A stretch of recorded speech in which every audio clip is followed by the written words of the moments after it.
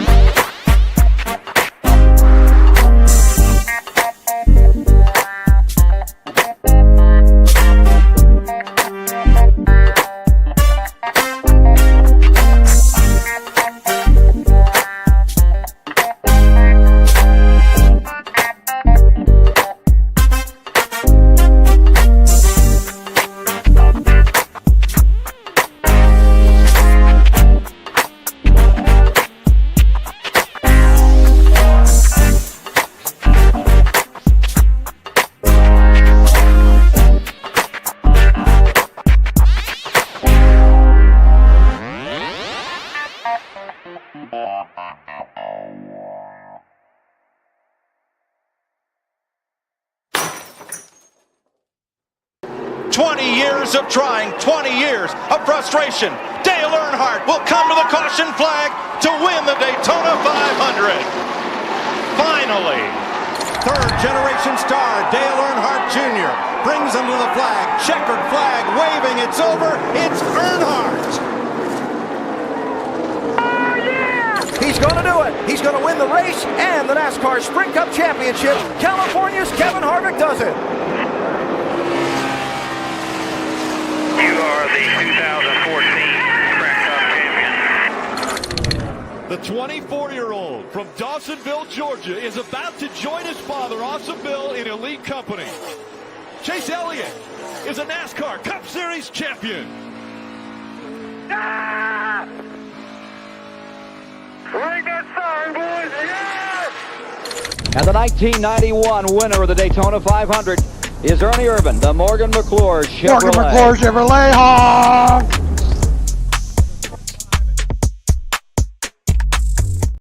You bastard. I figured a way to sneak You it bastard. Morgan McClure Chevrolet, honk! Episode 35, everyone? Clean Air Show. Welcome, everybody, in. Phil beat me this week, you fucker.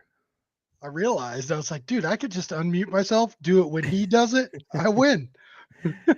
Oh, chat's already going. Welcome to Poke. Oh, no. Oh, geez. I'm not putting Cooper's up there. Yes. I don't know if Larson celebrated or not, though. No, I don't know. Honk. What's going on, Phil? Not much, man. What's Phil, been I'm going tired. on with you? I know you've worked a lot this week. Yeah. Worked a lot, a bunch of other stuff going on. I'm telling you, as soon as we get off of this, I'm going to take a nap. Thank me for my service. I mean, when's Gustafson leaving? Nah. What I don't understand is how in practice yesterday, the third quick, they get a new set of tires for qualifying and qualify 18th, yet can go qualify on the pole and then compete for the win with Adam Wall in the Xfinity Series. I'm just saying. Just saying. It is two different animals, though. Two different animals, sure. However, the adjustments and all that are spot on Saturday when he has Adam Wall, but it's not on Sundays. I can't wait to keep the top 20 streak alive today and keep getting told that that's something special.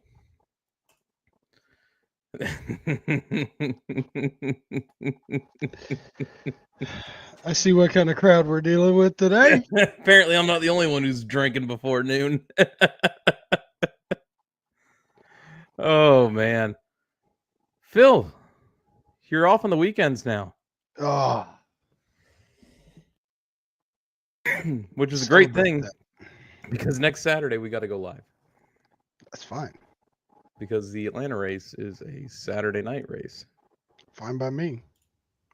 I almost went to the Saturday night race. And after the news I got this morning, I'm glad I did not. Thanks, Scoop. That's where the magic happens. Oh, no. Oh, I don't drink anymore 9 days sober. Woot woot. that a boy. Yeah, I was 2 days sober, and oh well.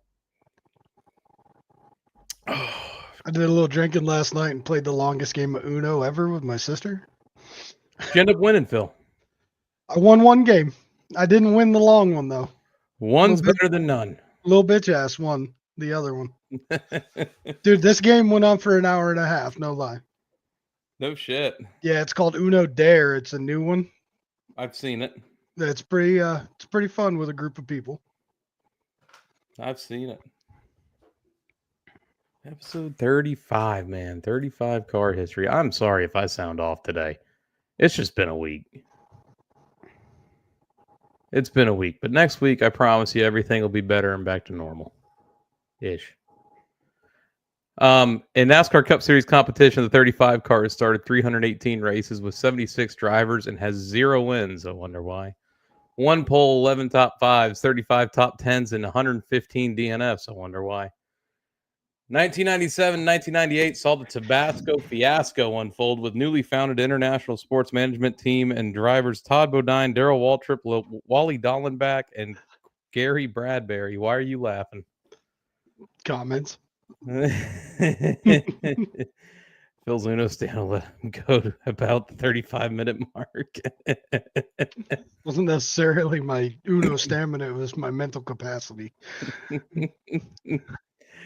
Josh Wise has the second most starts in the 35, appropriately with 35. Josh Wise drove the 35 for Front Row Motorsports for every race in 2013, except for the race at Watkins Glen, where Michael McDowell drove that car.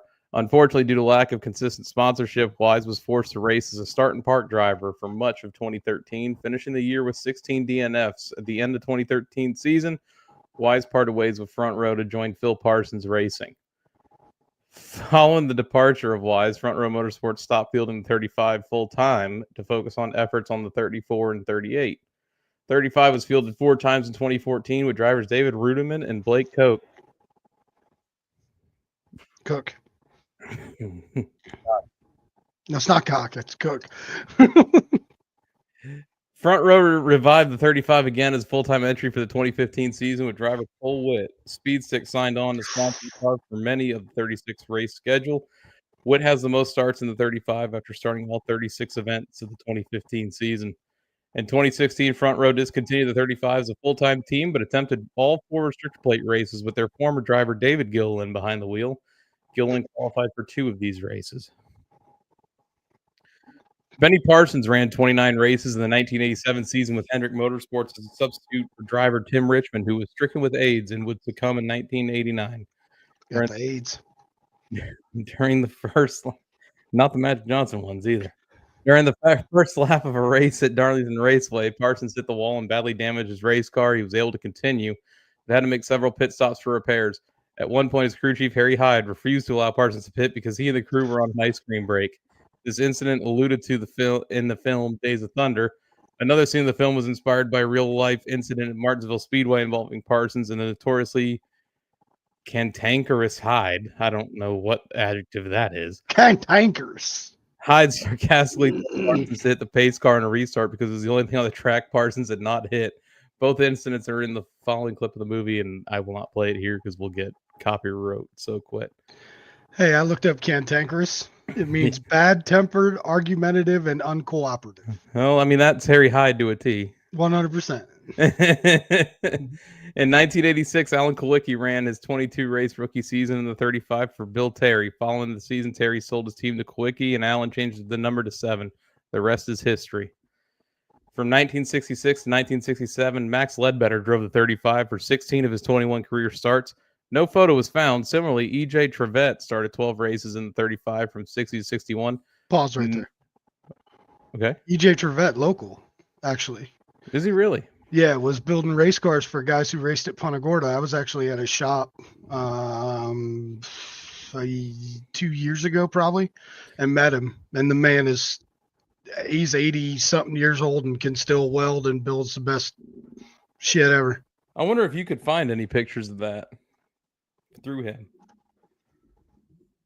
No photo was found. No other driver has more than 10 starts in the number. Other notable names in the 35, Bill Venturini with 7 starts, Jimmy Pardue with 4 starts, Bobby Hamilton Jr. 2 starts, Morgan Shepherd 2 starts, Tiny Lund 1 start, Joe Weatherly 1 start, Jack Ingram 1 start, Lee Petty 1 start, Curtis Kreider 1 start, Cale Yarborough 1 start, and Jim Hurtubise. Hurtubise.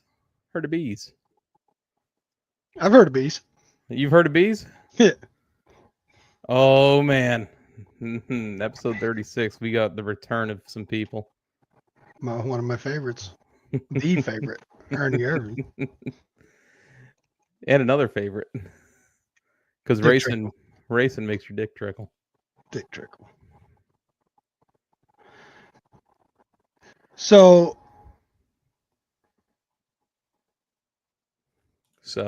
I've never seen a picture of that 35 car, but I do know a car that he is famous for that I did find a picture. And what is that, Phil? Hold on a second. I'm getting it.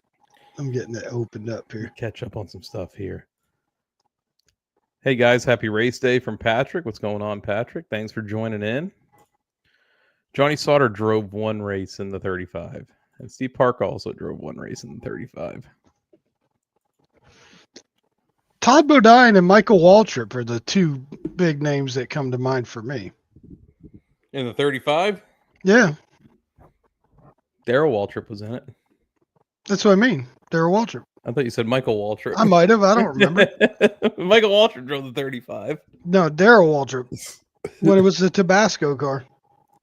The Tabasco Fiasco. Yep.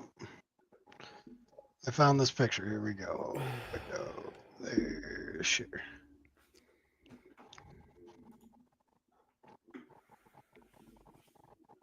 Go ahead. So Talk about it. That's EJ in the 08 and Richard Petty in the 43. Richard Petty drove the 43? Yeah. No shit. Richard Petty. The Richard Petty? I mean, that's his name. Old Dick Petty. Dick Petty. Remember when we were at Homestead and you were like, holy shit, that's Richard Petty. Holy shit, that's Dick Petty. Mr. Dick, nice to meet you, sir. And the GOAT Pee Jones. Mr. the King? That Mr. the King is right. Mr. the King. What's going on, Ryan? Happy race day to you as well. Welcome, everybody. Pocono. The tricky triangle. Restarts are going to be big today. It'll probably end up being a fuel mileage race at the end. And I also think we got some weather in the area that might delay the start of this thing. Absolutely beautiful landscape around that place. Like, etched out of ski resorts is just a big friggin' racetrack, dude. It's insane. Why is it every time we come to Pocono, it is just gloomy and cloudy and foggy? Because of what I just said. It's in the mountains. From Dave Moody 25 minutes ago, it's a little damp today at Pocono Raceway, and unfortunately, the front is tracking to the southeast on a line that could keep us wet for the foreseeable future. We might have a Monday race tomorrow. Listen, here's the thing. I hate when they schedule races like after they start saying that they're shortening it. You know what I mean? To me, and this is just me, I'm not a fan that's at the track or anything, and so I know it's a little bit different. But I'd rather them just race the full distance, and if they can't do that till Monday, then postpone it till Monday. I agree. You know, I just a lot of the time these Pocono races get shortened. What's the other one that gets shortened a lot? Dover gets a lot of rain. New Hampshire gets a lot of rain. New Hampshire, Talladega, another one that can sometimes be shortened. Just due to I've been to Daytona in the rain. Every time I feel like I go to Daytona, it rains. Michigan. Ryan just said Michigan is the other one. That's the one. Yeah, Michigan. Happens at Michigan. Daytona. I had a terrible crash here the first lap of a race on iRacing once. Dude blew his brakes like Bubba did a couple years ago. I got a fun iRacing story for you about Pocono from this week. Are you getting banned? I might be. So we go into the tunnel turn on lap 1. I get the pole. We're side by side in the tunnel turn. So what's the guy on the bottom got to do to make it through the tunnel turn? You're going to have to lift a little bit. Yeah, well, I lifted about 10 mile an hour off to make the corner and got absolutely plowed from behind. Wrecked everybody. Well, I had like a minute optional. So I got it fixed. Running like a short track. I drove right back to the front. And I was in second coming into 3 on the last lap. And I overshot it a little bit. And I probably would have made the corner, but the guy in front of me sure as hell didn't make the corner. Needless to say, neither one of us won. I didn't know how much of the bumper it was going to take, but I knew how much I was going to use. Oh, it was Phil thought he was Harson Kosovar. Yeah. I finished 4th out of the deal. So I mean, that's not awful. Mad. No. But I could have won it if I didn't step on the old PP, you know. I pulled the old Larson, huh? Pulled the hung money?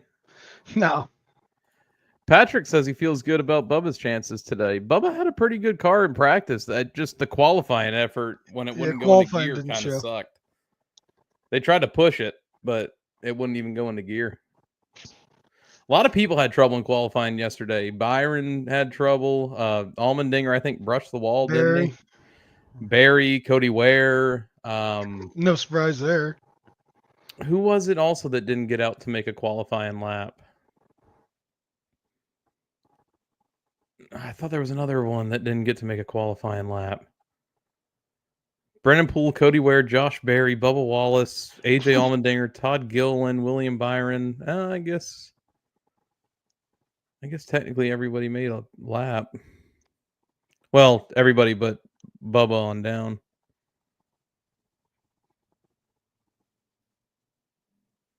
But 24 is a backup car. Yeah, 24 is a backup car. Barry, I think, is also a backup car. Why can't I find Ryan Blaney on this? Oh, there he is, 20th. A lot of big names starting in the back. You got Chase in 18th, Blaney in 20th, Chastain in 21st, Kyle Larson 24th, Bowman and Busch 25th, 26th, Stenhouse 30th, Byron 31st, AJ and Bubba. Wait. You said big names. Get Stenhouse out of there. Well, I mean, considering he's going to have to go a little bit to try to get his payback on Hocevar today. Hocevar is a good car, again. Oh, can you go take his computer privileges away? He doesn't have his computer. It broke, so he's on his phone.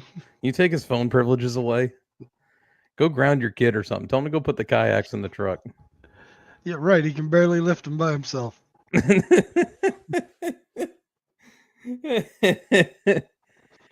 But I mean, Pocono's kind of one of those tracks where, I mean, sure, track position helps. However, it becomes such a fuel mileage race towards the end that it just depends on where you're sitting at starting stage 3. Do you want to know my favorite Pocono moment? What's that? I don't know what year it was, but it was when Larson blew the right front and wrecked on the last lap. Oh, that was when they used to do the double header. Yep. The one off year where they just did a double header, one on Saturday, one on Sunday. Yeah, I was there working with the supermarket company, and we stayed for all the races, of course. So I sat there and I was like, I couldn't root for anybody because I was technically there with a group. So like I wasn't allowed to be a fan. And it was just like seeing him blow a tire on the last lap. It made my weekend. Larson wrecked and then Bowman got the win. Yeah. I remember that. I think that was in the first race of the doubleheader. It was the Saturday one. You know how I remember that, Phil? How do you remember? Because I went to I think it was Rays Yankees game that day. Did the Rays win? I think so, because every time I go to watch the Yankees, they fucking lose. I'm just trying to get our chart for like picks and stuff uploaded. So if you see me looking down at my phone right now, it's just getting that set up. T-Cot in the comments says Little Phil. Little Phil. Last Prime race of the season today. Prime has been excellent. However, a lot of the Prime team is moving to TNT starting next week. So broadcast-wise, it's like booth-wise, it's going to be really good. I hope coverage-wise it's decent too. I hope TNT coverage-wise it's good. Used to be all right. It's going to be a little bit tough, though, because they're going to have to go back to regular commercials and stuff like that again starting next week. So it's going to be a little bit tough. Prime should, at least to me, have like the Truck Series coverage all year long. Yes, it was, Tristan. Vienna sausages, Phil? I went around the whole east coast of the country telling people about my wieners. I heard that Richard Childress was a big fan of your wieners, too. Huge fan of my wieners. I used to take RC cases of the wieners.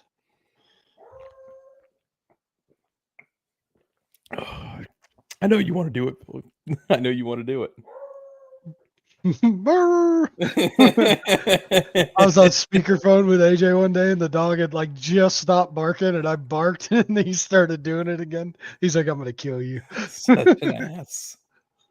And he just barks for the most random reasons. Like there is no rhyme or reason. Dude sees a blade of grass go through the backyard. It's like ball game. Let's track it.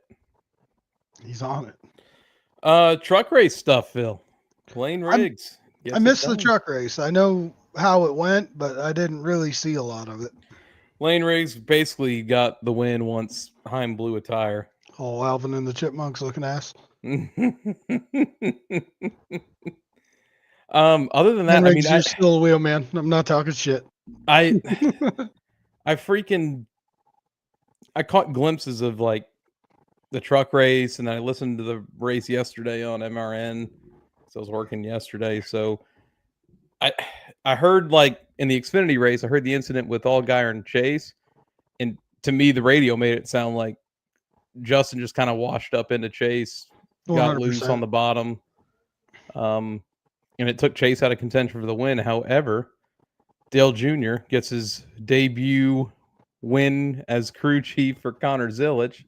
Attaboy. And isn't it funny that Jr. claims that if he sees you open up the roof hatch, he knows you're cheating.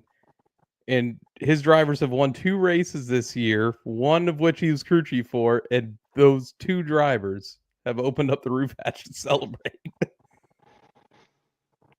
Love it. Ain't cheating, you ain't trying, Phil. Yeah, and they said exactly. If you ain't cheating, you ain't winning. Did you watch any of the Xfinity race yesterday? I saw a little bit of it. I saw maybe the last like 25, 30. Was there like some sort of big wreck or something? Because I missed a section of it, and then I was asked last night, did you see that wreck in the race today? And I didn't see it. No, not that I saw. How's it going? Welcome in. I think we talked about Cindric earlier in the starting lineup, didn't we? I think so. Yeah, Cindric starting right there with Blaney in 19th.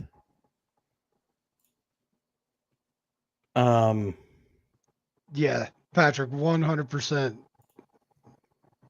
Yeah, for sure.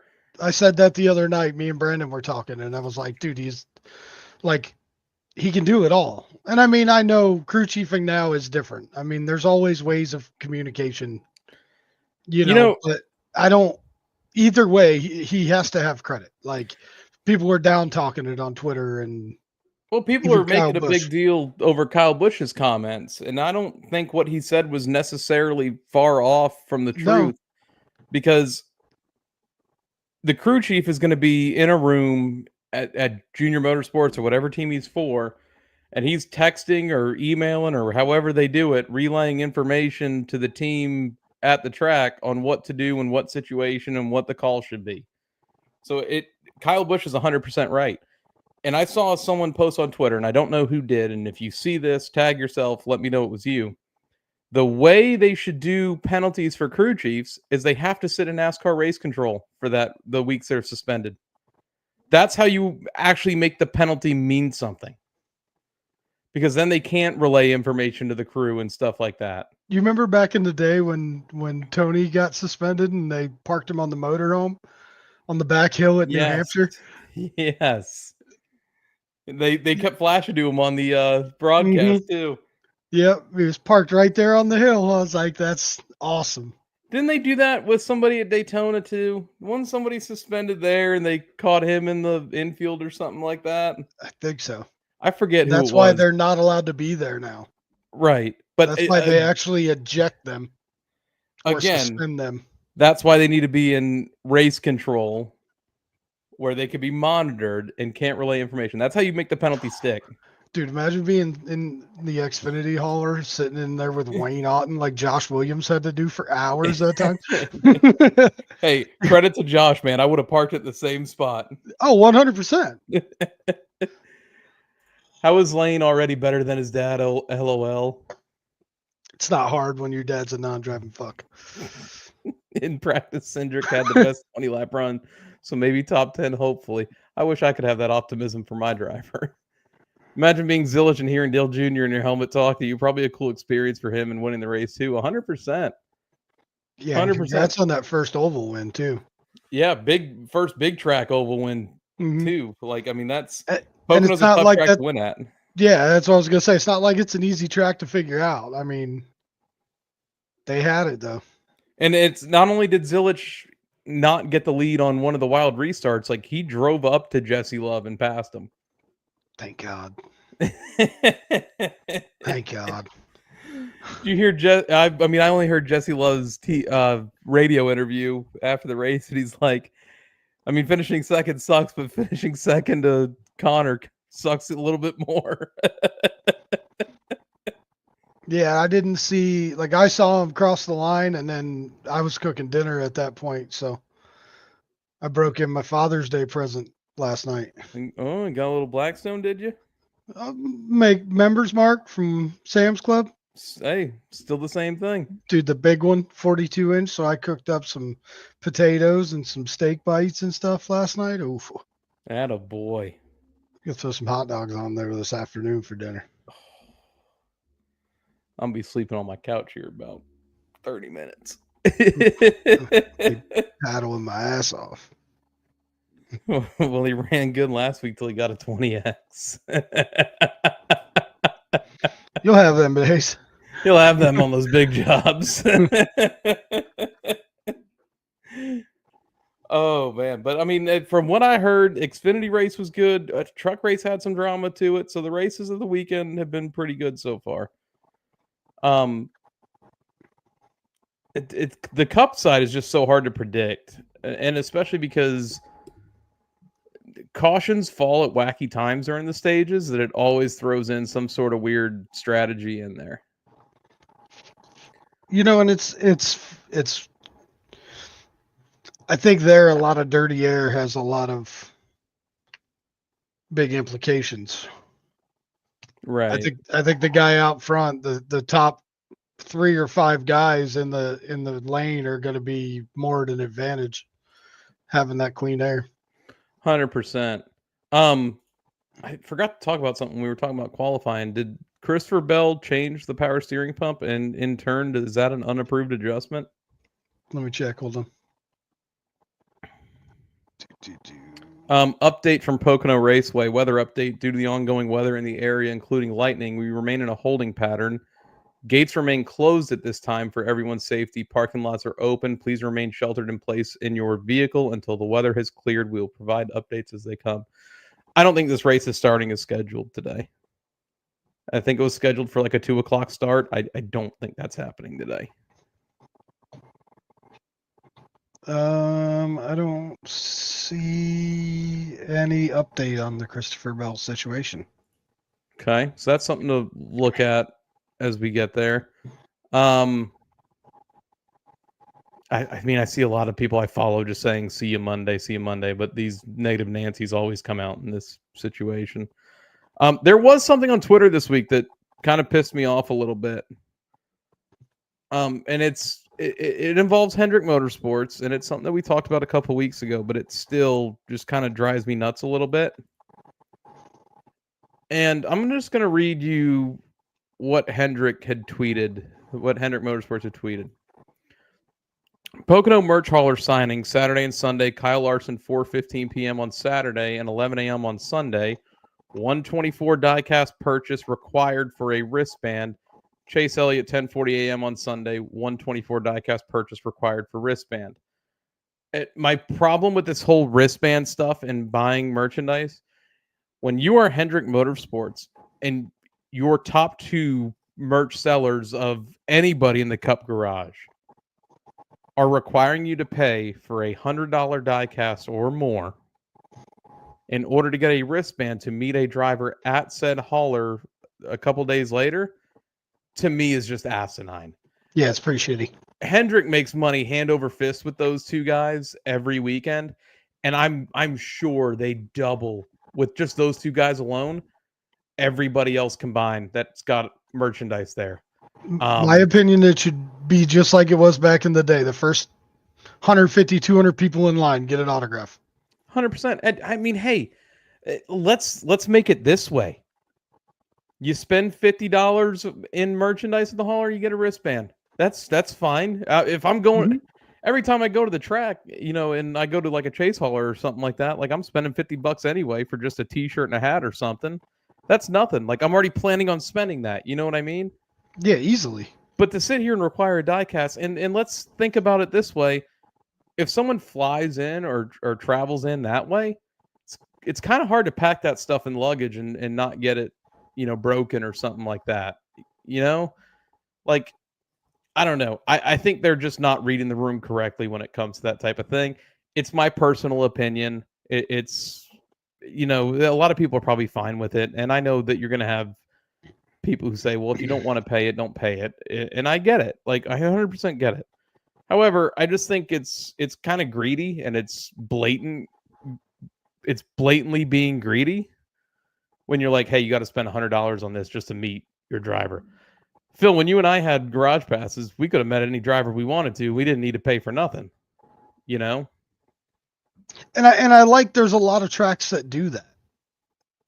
Like you have that access with whatever passes you get, VIP passes, whatever. But right. that's the aspect that the sport's starting to go away from.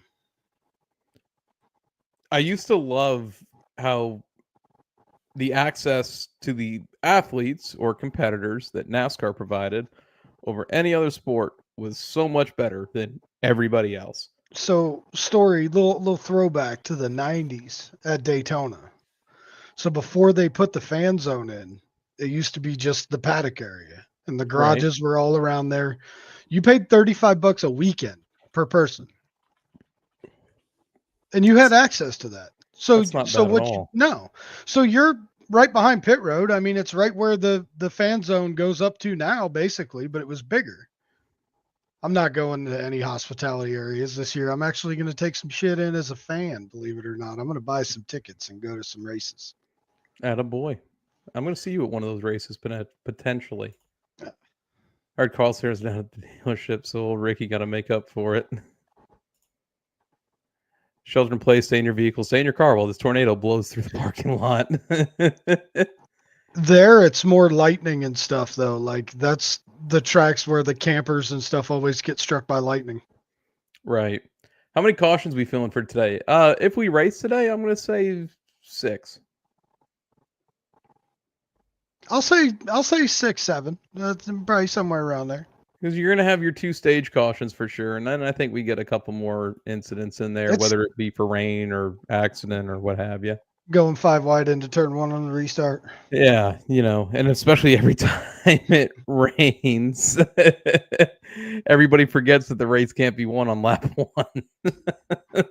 Back to iRacing. Always goes back to iRacing like we talked about.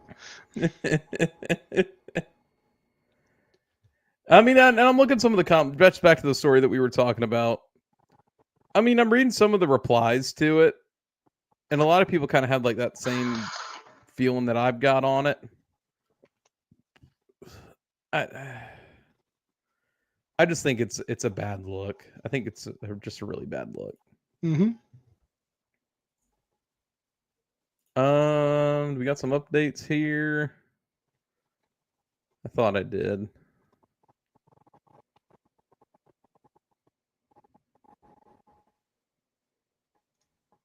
Yeah, people are saying it's going to take about 3 hours to dry the track. So let's say they don't start it. Let's say the rain stopped right now. You're looking at about a 3:45 start time, and you can only run till about 8. So I think if you have any rain that's from like 1:30 on, I don't think there's any way they at least get the full scheduled distance in today. I was rolling through seeing if there was any updates about Christopher Bell on Twitter, but I don't see anything.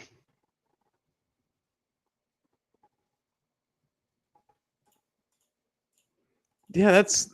I just remember hearing yesterday that they were having power steering issues. They were still going to qualify with it, but they were talking about having to change the rack. And I think that's an unapproved adjustment. I think so as well. What do you got for your fantasy today, Phil? I took a couple guys that I needed to just get some starts out of the way, but I took Denny. Denny's always good at Pocono. I took Denny as well. Hocevar, Cole Custer, because I had to use one up, and he actually does start pretty decent. He starts 5th. Eric Jones, little bitch Eric Jones. Little bitch Eric Jones. Chris Busher, and in my garage I got John Hunter Nemechek. That's not bad. Dude, And the bonus picks are diabolical this week. Yeah, I took Busher over Logano, Hocevar over Stenhouse, Blaney over Elliott, and Denny over Byron. So I went Denny, Busher, Hocevar, Gibbs, Reddick, and Keselowski. I went Busher over Logano, Hocevar over Stenhouse, Chase over Blaney, and Hamlin over Byron. I was looking at the bottom of the fantasy. You ever look at the hot pick and who to avoid? Yeah. So Denny is a hot pick. Reddick is a hot pick. Avoid Kyle Busch, Ross Chastain, and the sleeper will be Eric Jones. The fantasy standings right now: Kyle Larson's iRacing count Vince in first, Ryan Trek second, Manda Love third, King J Hip Race in fourth, One Blue West in fifth, NASCAR's Consistency myself sixth, Ruggs Motorsports seventh, Jackhammer JT eighth, Cole the Bowl 24 ninth, Door Bumper Not Clear Brandon 10th, Priscilla 11th, Phil you're 12th, Mr. Excitement. 13th, Casual Chaos. 14th, Dale's Mustache. 15th, Junior's Wild Bandits. 16th is Victor. 17th is Tate. And 18th is Josh's Berries. We're getting into that point of the season. We got 10 more races till the playoffs. And then next week, we'll have to do our in-season challenge picks. Dale's Mustache. You know that, Phil? Yeah. We're going to have to do an in-season challenge next week. Yeah. I wish there was a way you could actually fill it out yourself. Next week, Truck Series has their debut at Lime Rock Park. I'm looking forward to that. ARCA on iRacing this week at Lime Rock Park. AJ? I'll run it. We got plenty of practice around there. Yeah, for sure. Who's the first to blow a tire today? The first guy who's pushing it a little too hard on the right front. Am I wrong for thinking Blaney? That The guy's luck he's fast had, till no. something happens. That's why I'm saying he's just had awful luck this year. Kyle Larson. No, I don't think it's gonna be Larson. Here's one for you. Here's a sleeper pick in this. William Byron. Yeah. Starting in the back, he's going to be trying to hustle his way through the field, and I think that would be where it is. Mike Harmon only asked for a gift card to Waffle House for his autograph for his fans. You don't talk about the GOAT like that. It's not Waffle House, it's Applebee's. My mom just asked if Phil was Tony Stewart. I wish I had that man's money. I'm a bust his ass. I'm going to bust his ass. Thanks, Tony. Thank you. Oh, man. Tony Stewart, jack of all trades, wheelman in every one of them. Absolutely. Absolutely. Again, What do we got for our individual picks for this week? Well, I would imagine that since you won last week, you get to go first this week. So where are you going, Phil?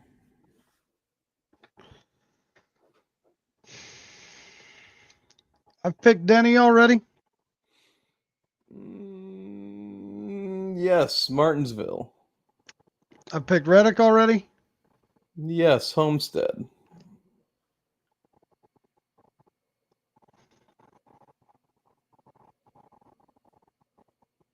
I picked Bubba already. You have not. Not Give that me I Bubba see for anything. today. You're going Bubba.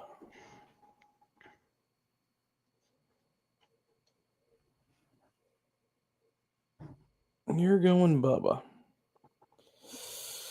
I gotta And look through my list here. Oh for yeah, the your old sleeper. for the old sleeper, I'm not steering wrong until he pulls it off. Give me host for.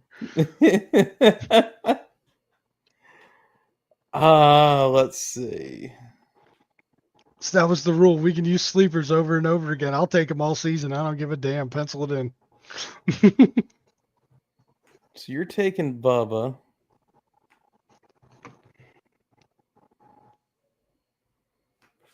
Mm. Mm-mm-mm-mm. I mean, I think for my sleeper, go Ty Gibbs. I'll go different than you. I'll go Ty Gibbs for my sleeper. But who do I want for my main pick? That Gibbs been consistent. I used everybody from. You know what?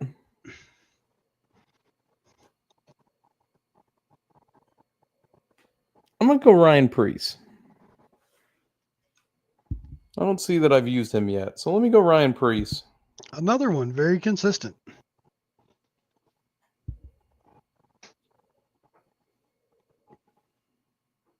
So I'm going Preece. You're going Bubba. I'm taking Ty as my sleeper. You're going Hocevar for yours. I like that. I like that. What else we got going on? Any big news this week? Dude, Tab Boyd getting fired is a massive one.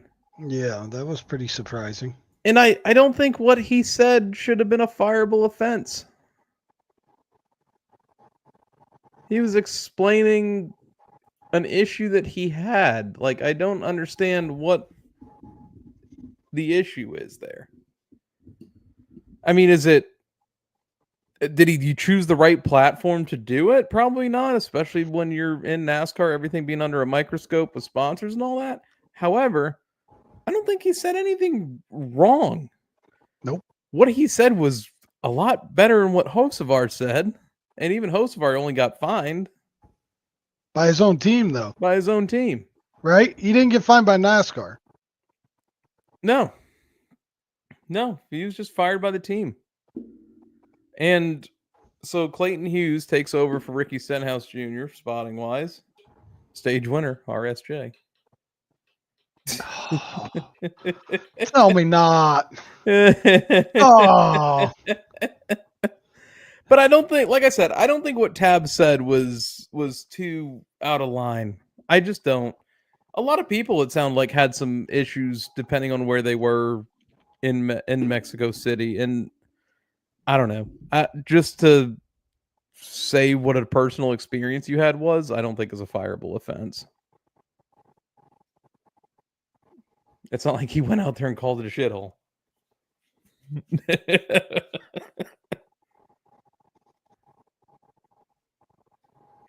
Then I saw somebody on Twitter put up, when does Tab and Brett Griffin start a podcast called Door Bumper Canceled?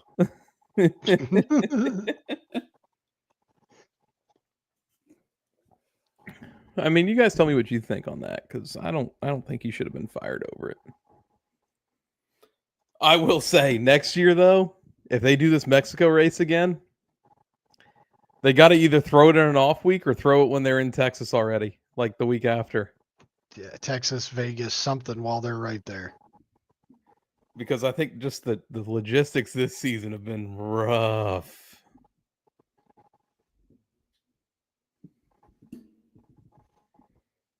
What else you got, Phil? You looking through news or anything? I'm reading the old tabloid comments right now. Dude, if you're reading it, it wasn't bad. No, and I'm reading like people's reactions to it. I mean, the biggest problem is everybody blew it out of proportion. Right. The only news I've got here is ESPN airing SportsCenter live from Dover Motor Speedway. Ram CEO would like to see Dodge to cut by 2027. Did I not call that? Mm-hmm. 2311 in front row, appeal ruling that could strip their charters. They asked for saw the that. full Court of Appeals. I saw that. BJ McLeod has Pigeon Forge Racing Coaster as his sponsor for Echo Park Speedway. Atlanta next week.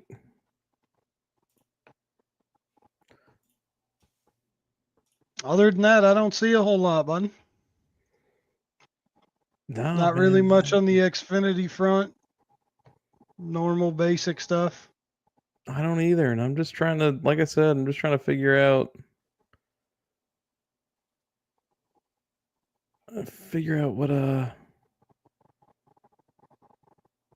got any more updates on the weather and stuff like that.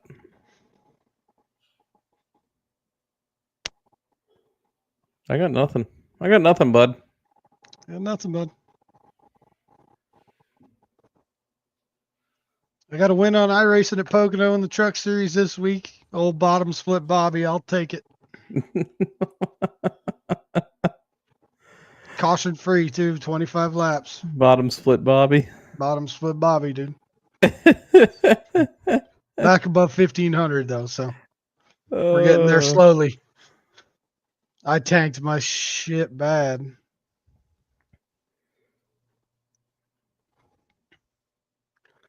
Yeah, I got nothing even from like the Twitter side of things.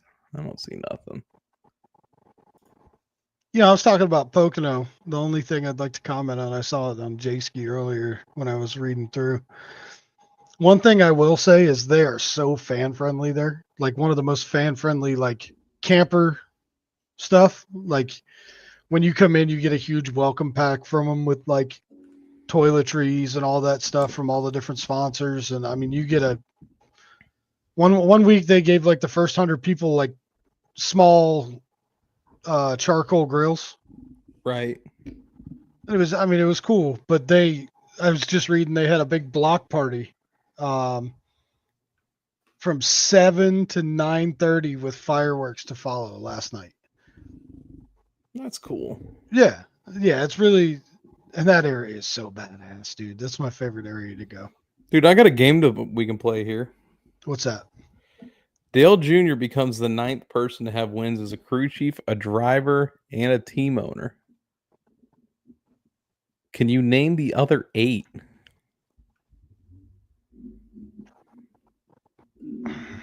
Kirk Shelmerdine didn't win, but I know Not Kirk Shelmerdine. I know he did all 3 of the above. 1, 2, 3 are pretty easy.